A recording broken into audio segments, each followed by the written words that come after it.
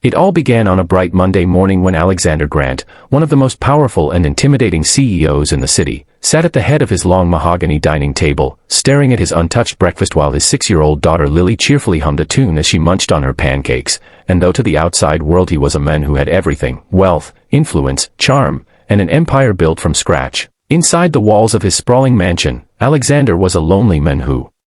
carried the burdens of being both a single father and the head of a billion-dollar company, and life hadn't been kind to him ever since his wife had walked out on him years ago, leaving him with a newborn child and an aching heart that no amount of success could mend. Yet he did everything for Lily, his little girl who had become his entire world, and though he wanted to protect her from pain, he also knew she longed for the warmth of a family. So when the maid,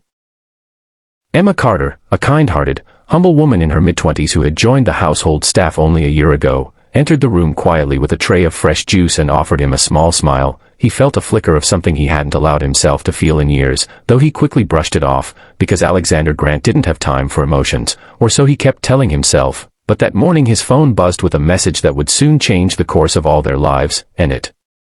was from his mother, the ever-elegant socialite Margaret Grant, who constantly pressured him about settling down, reminding him that the board of directors and high society alike expected him to not just be a ruthless businessman but also a man with a proper family image. And the message read, "Don't forget the gala this Friday, Alexander, and this time, you had better not show up alone again." You know what the investors are whispering, and with a deep sigh, Alexander realized he couldn't stall this forever, so he turned to Emma, who was adjusting the flowers on the sideboard. And though the thought sounded absurd even in his own head, the words tumbled out of his mouth before he could stop himself. "Emma, I need a favor." And startled, she turned to him, brushing a stray lock of hair from her face, replying softly, "Yes, sir, what is it?"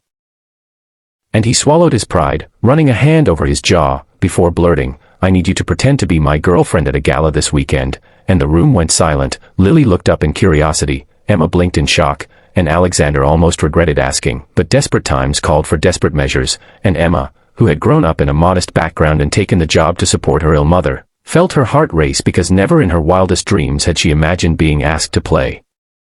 such a role in the life of her intimidating boss. Yet when she saw the flicker of vulnerability in his usually stone-cold eyes, she knew this was important, and though hesitant, she whispered, "If that's what you need, sir, I'll do it." And from that moment, a dangerous game began, one that neither of them realized would lead to feelings far beyond pretense.